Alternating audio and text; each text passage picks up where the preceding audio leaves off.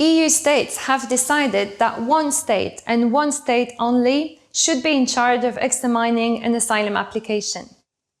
This system of rules, known as Dublin, prevents asylum seekers from starting multiple asylum procedures in different EU states. If they try doing so, they can be transferred to the only country in charge of the asylum application. According to the Dublin rules, this country is the one through which the asylum seeker has entered the EU.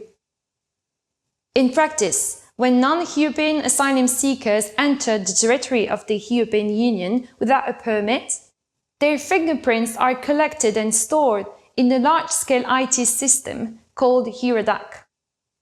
Imagine that a Syrian woman wants to go to Germany, but she cannot travel legally because she does not own a passport or because her visa request has been refused.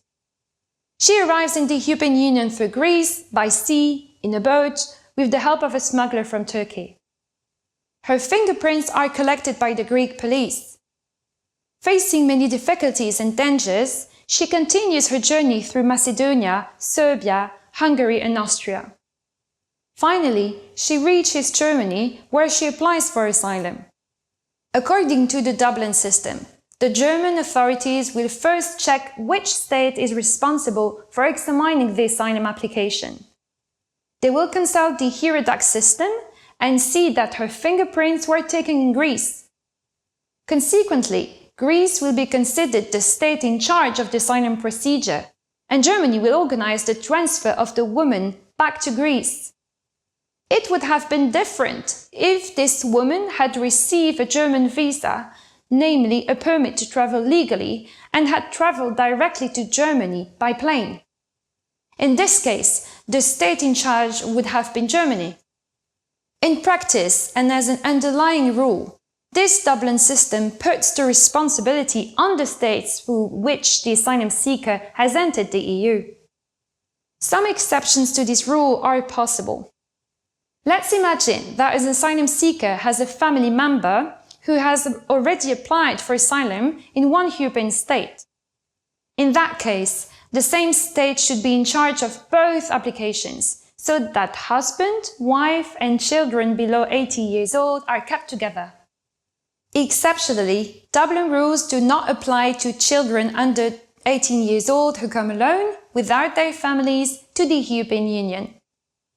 The Dublin system has been in place for more than 30 years, yet there are several weak points in its very functioning. The distribution of asylum applications in the European Union is not based on the population size or the economy of each state, but mostly on its geographical position on the map of Europe. Countries located at the southern and eastern borders of the EU are much more affected by the spontaneous arrival of asylum seekers, because those countries are easier to reach outside the EU territory. Suppose an EU state faces a number of asylum requests so high that it cannot manage them. In that case, the Dublin system requires all the other states not to transfer asylum seekers back to this country. For example, this happened several times in 2011 as well as in 2015 and in 2020, when the Greek authorities could not longer provide food and shelter to all asylum seekers who arrived on the Greek islands by sea. You must have noticed that the asylum seekers in the Dublin system cannot choose the country in which they want to apply for protection. Their background, language skills or intentions are not taken into account. For example, a man coming from Democratic Republic of Congo could wish to apply for asylum in France because he speaks French or might have a network willing to support him. Yet, even if the Dublin system is based on the assumption that all asylum systems are the same in every EU state and that asylum applications are treated under the same rules, in practice there are considerable disparities in national asylum policies. The quality of the material support that states should provide asylum seekers can also vary significantly from one EU state to another, such as the conditions of accommodation. For instance, in Germany, asylum seekers are obliged to reside in a specific area of the country, whereas in other EU states they would be able to settle anywhere within the national territory. Similarly, France and Ireland do not allow asylum seekers to work while awaiting their asylum decision, while Belgium and other EU states allow them to work.